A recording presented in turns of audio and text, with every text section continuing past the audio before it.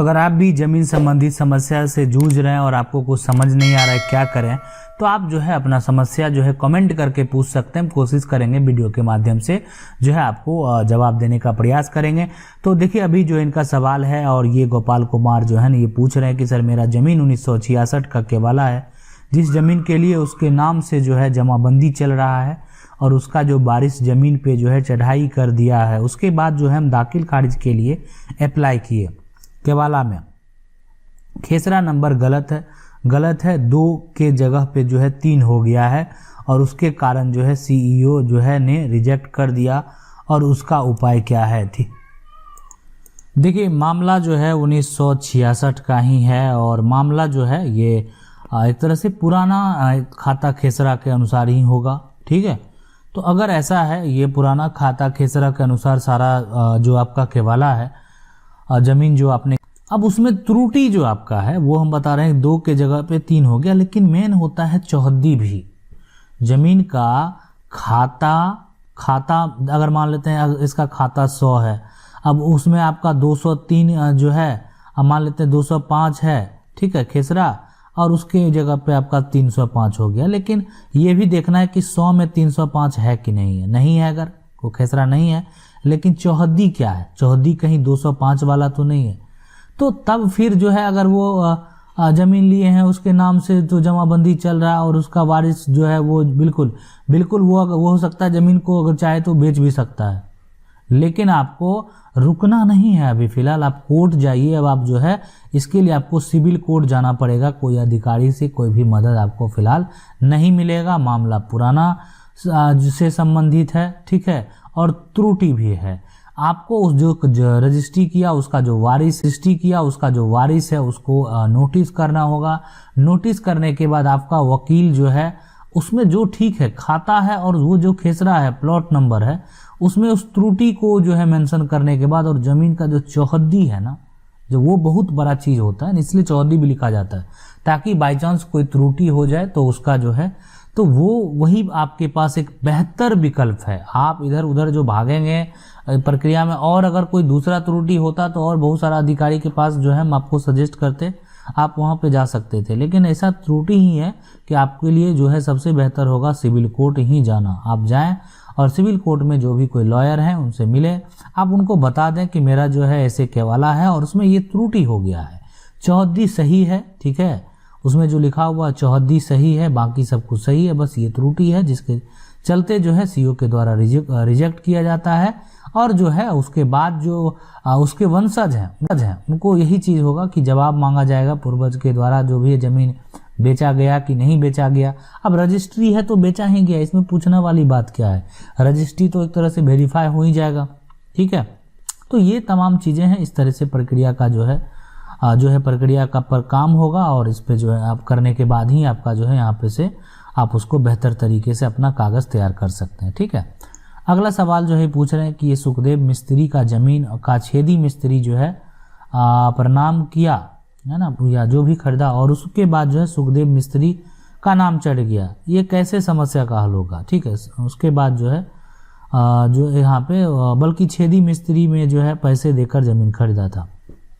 देखिए सुखदेव मिस्त्री का ज़मीन है और छेदी मिस्त्री जो अगर उसको खरीदा था, है ना, अब फिर भी सुखदेव मिस्त्री का नाम अगर चढ़ जाता है तो मतलब वो सर्वे का टाइम होगा, आपने दाखिल खारिज कराया नहीं है और सर्वे हो गया, यही हुआ होगा, इसीलिए नाम चढ़ गया। तो उसके लिए जो है आपको जो भी आपके पास अगर कोई भी रजिस्ट्री वाला कागज़ होगा, ज़मीन का जो अगर कागज़ बना होगा, ठीक है, अगर आपने ज़मीन खरीदा है तो उसके लिए आपको कोर्ट में TS फाइल करना पड़ेगा। ठीक है, यही एक विकल्प है ताकि जो सर्वे है उसमें सुधार हो सके। ये पूछ रहे हैं 1970 के वाला जो है वो खो गया, रजिस्ट्री ऑफिस गया तो 1970-72 का कागज़ जो है वो जल गया है। ठीक है, तो देखिए आपको अगर ऐसा समस्या उत्पन्न हो रहा है, अगर मान लेते हैं वहाँ पे खो गया है और आपने वो अगर उसका जो दाखिल खारिज भी नहीं कराया है, ठीक है, दाखिल खारिज भी नहीं कराया, आपने अगर रसीद कटा लिए हैं ना, तो बेहतर है आपको, अगर ऐसा समस्या आ रहा है तो एक बार आपको हो सकता है कॉस्ट लगे, लेकिन आप दोबारा उसको रजिस्ट्री कर दें। ठीक है, किसी अपने घर व परिवार के नाम से उसको आधार बना के, या उसके पास आपका फ़ोटोकॉपी है या जो भी है उसको आधार मान के जो है आप उसको वैसा कर सकते हैं। आपका रसीद कटा है तब तो कोई तरह का दिक्कत ही नहीं है, ठीक है। लेकिन अगर आपका कुछ भी नहीं है, कुछ भी डॉक्यूमेंट नहीं है, आपका रजिस्ट्री हुआ था और वो एक तरह से जल गया, तो यहाँ पे फिलहाल जो अगर कोई इन्फॉर्मेशन है अगर वो नहीं है तो सबसे पहले जो है आप यहाँ पे आवेदन एसडीएम और एडीएम जो है उनके पास आप कर दें, ठीक है। और अपना जो समस्या है वो बताएं। हो सकता है कि आपको स्पष्ट तरीके से नहीं बताया गया हो, तो वो अगर जो है वहाँ पे उसका जो प्रक्रिया जो हो सकता है आगे बढ़े, आपको वो दस्तावेज जो है उस, इसलिए कि दस्तावेज जो होता है कोई कॉपी नहीं होता है, रजिस्टर भी होता है। मतलब रजिस्टर भी होता है जो कि मतलब एक तरह से डिस्ट्रिक्ट कार्यालय भी भेजा जाता है, जिसमें हर चीज़ मेंशन होता है, ठीक है। अब तो सारा कुछ ऑनलाइन हो गया, उसमें क्या होता था हर चीज़ जो एक तरह से रजिस्टर, एक साल में कितना रजिस्ट्री हुआ, कौन कौन खाता हुआ, तो उसको एक तरह से सारा नोट करके, जैसे होता है ना कि डायरी बना के लिखना होता है ना। तो ऐसा नहीं कि वो जल गया, रिकॉर्ड रहता ही है और ज़मीन का रिकॉर्ड है ना। ये एक जगह से जल सकता है, दो जगह 3 जगह से नहीं जल सकता।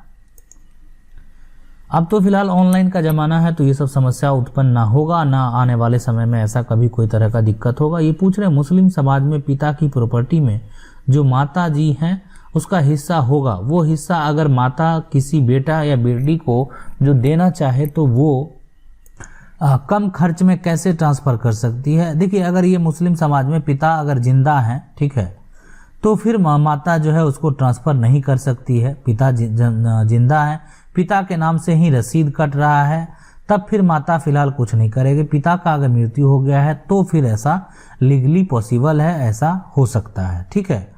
तो ये आसान तरीका होता है। दूसरा होता है कि आपको अगर माता पिता से कानूनी तरीके से लड़ाई करे, ठीक है, तब उनका जो हक है वो हासिल हो सकता है ना। और वो भी कानूनी तरीके से आप उसके लिए आप डीसीएलआर कोर्ट का जो है सहायता ले सकते हैं।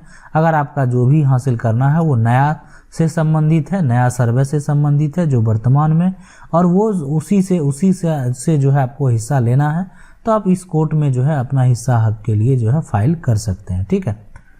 तो ये तरीका होता है ऐसे। लेकिन अगर आप पिता जीवित हैं और उन्हीं के नाम से सारा कुछ है, तो फिर जो है कोई प्रक्रिया जो आसानी से आप नहीं कर सकते हैं, मतलब एक आसानी से नहीं संभव है, मतलब फिर कानूनी तरीके से संभव है। ये पूछ रहे हैं सर, मेरा जमीन ऑनलाइन है लेकिन खाता खेसरा रकबा कम है। जमीन जो है वो ऑनलाइन है और खाता खेसरा रकबा जो है ना वो कम है, एक तरह से अगर ऐसा है ना, तो क्या करें प्लीज़ जो है वो समाधान बताइए। ये पूछ रहे हैं क्या करें समाधान बताने के लिए। देखिए, सबसे पहले समझने बात, अगर आपका एक तरह से ऑनलाइन में कम है और बाकी ऑफलाइन जो आप रसीद कटा रहे हैं उसमें सही है ना, सही, आप जो है मेरे प्लेलिस्ट में जाइए, उसमें है भूमि सुधार विभाग, ऐसे करके लिखा होगा। उस प्लेलिस्ट में सारा सुधार का तरीका बताया गया है कि किस तरीके से आप ऑनलाइन वाले ज़मीन को सुधार कर सकते हैं। तो उसका सारा जितना भी वीडियो है आप उसको ज़रूर देखें, ठीक है। देखेंगे तो आपको जो है एक तरह से वो सुधार का सारा प्रक्रिया समझ में आ जाएगा और आप अपना ज़मीन का सुधार कर पाएंगे।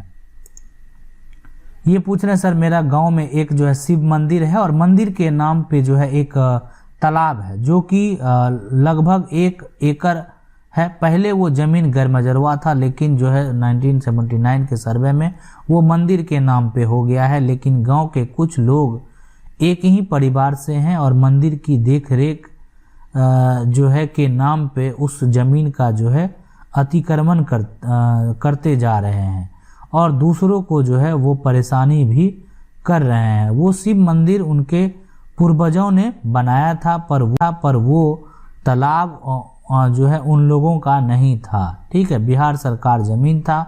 सर, उस ज़मीन को अतिक्रमण मुक्त कराने के लिए क्या करें? देखिए, अभी जो है अगर एक तरह से अगर आप उस ज़मीन को अतिक्रमण मुक्त कराना चाहते हैं तो अतिक्रमण के लिए आप सीओ के पास आवेदन कर सकते हैं। मतलब उस पर अगर घर बना रहा है, कुछ ये कर रहा है, तो उसके लिए आप सीओ के पास आवेदन करते हैं। लेकिन सबसे बड़ी बात होती है देख रेख की।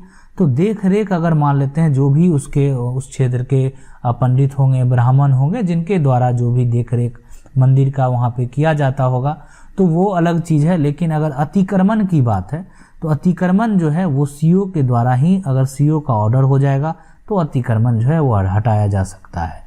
एक तरह से वो सार्वजनिक स्थल है, देव स्थल है, और उस पर अगर कोई अतिक्रमण कर रहा है तो फिर जो है सीओ के द्वारा वहाँ पे कार्रवाई जो है एक्शन लिया जा सकता है। तो तरह का आप इनके पास आवेदन करें। अगला ये पूछ रहे हैं कि असली मालिक टाइटल क्लियर है मगर अवैध कब्जा बिना जो है मदोबल बिना कागजात वो दादागिरी करके जो भूमि माफिया कब्जा करके बैठे हैं, है ना। ग्राम सभा में भूमि माफिया का राज होता है। सच्चा आदमी, व्यापारी, इज्जत वाले, डॉक्टर, इंजीनियर ग्राम सभा में नहीं आते। ग्राम सभा जो है भूमि माफिया का जो है फायदा के लिए है। कागज के आधार पे कार्रवाई करना चाहिए, कब्जा के आधार पे नहीं।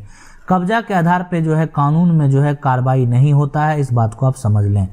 कहीं भी कोई भी कानून में कब्जा के आधार पे जो है कागज आपका अगर सही है ना, कागज अगर सही है तो कोर्ट जाइए, कोर्ट के द्वारा नोटिस कीजिए और नोटिस में उस आदमी को जवाब देना पड़ेगा कि आपने कब्जा क्यों किया, है ना। आप उसमें मेंशन करना पड़ेगा जब केस फाइल होगा कि यहाँ पे जो है दबंग तरीके से मेरे ज़मीन को दखल कर लिया गया और जो भी है और जो भी उसमें जो है ये सारा आप करने के बाद आप जो है कोर्ट जाएंगे, नोटिस आएगा, जिस पे नोटिस जाएगा उसको जवाब जो है देना पड़ेगा। अगला सवाल है कि ये पूछ रहे हैं सर, जमीन है 18 कट्ठा है जिसका दाखिल खारिज नहीं हुआ है, 25 ईयर्स हो गया। देखिए जमीन का दाखिल खारिज नहीं हुआ है तो एक साइट है ना, बिहार भूमि, है ना, bihar.bihar.gov.in। आप जाके उसको जो है अपनी ज़मीन को वहाँ पे ऑनलाइन कीजिए, ठीक है। जो ज़मीन है आपका उसको ऑनलाइन कीजिए, ऑनलाइन दाखिल खारिज के लिए दीजिए, है ना। वो आपको जो है करा लेना चाहिए। ज़मीन अगर आप दाखिल खारिज नहीं कराते हैं तो ज़मीन पे आपका जो है कानूनी तरीके से मालिकाना हक नहीं होगा। ये पूछ रहे हैं सर, मेरे पिताजी के नाम से रसीद 2001 का कटा है और चाचा अपने नाम करा लिए हैं। हम सीओ आवेदन किया, कर्मचारी ने रिपोर्ट किया, इससे करवा लिए हैं तो गलत है। सीओ ने पढ़कर सुनाया और उस पर लिखा हुआ था कि शुद्धिकरण के लिए जो है NRCD के पास जाएं।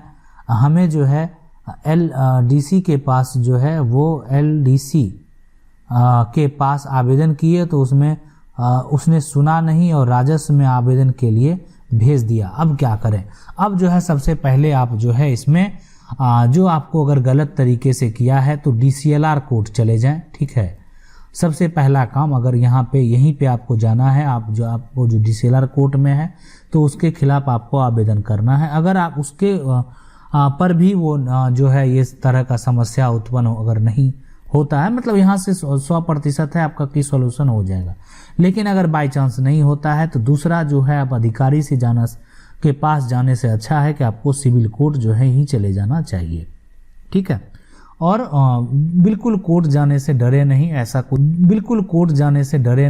कुछ नहीं है। वो एक जगह है जहाँ पे जो है एक तरह से पक्ष को सुना जाता है, प्रूफ को देखा जाता है और निर्णय दिया जाता है।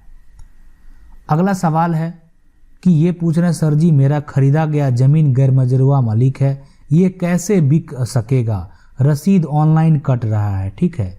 तो जो इनका खरीदा हुआ ज़मीन है तो अगर आपका गैर मजरूआ मालिक है और जो अगर रसीद ऑनलाइन कट रहा है तो ये जो है ना ये पूछ रहे हैं कि ये है ना, ये कैसे बिक सकेगा? रसीद कट नहीं, बेच तो सकते हैं, देखिए बेच दीजिएगा, लेकिन आगे वाले का आगे जो है उनका एक तरह से दाखिल खारिज होगा कि नहीं होगा, मोटेशन होगा कि नहीं होगा, ठीक है।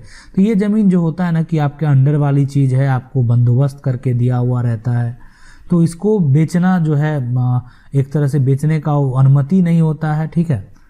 अब तो इसलिए अगर आपका मान लेते हैं अगर खास रहता जो है उसके बाद अगर आपका बंदोबस्त रहता, जमाबंदी पे रहता तो बेच भी सकते थे, कोई तरह का समस्या नहीं होता। लेकिन अगर इस तरीका का अगर आपका आम गैर मजरूआ है तो जो है बेचना जो है आपका अगर बंदोबस्त किया भी है तो फिर जो है दिक्कत होता है। तो अगर आपका खास है तो आप बिल्कुल बेच सकते हैं, कोई तरह का दिक्कत नहीं है। वहाँ पे जो है आप उसको रजिस्ट्री कर सकते हैं। आपका रसीद अगर अप टू डेट है तो आसानी से उसको बेचा जा सकता है, रजिस्ट्री किया जा सकता है, ठीक है। अगर आप लोगों का भी कुछ सवाल है तो आप जो है कमेंट करके पूछ सकते हैं। हम कोशिश करेंगे इसी तरीके से वीडियो के माध्यम से जवाब देने का। वीडियो अच्छा लगा वीडियो को लाइक जरूर कर दें, चैनल को पहली बार देख रहे हैं सब्सक्राइब करके जो बेल आइकन है उसको जरूर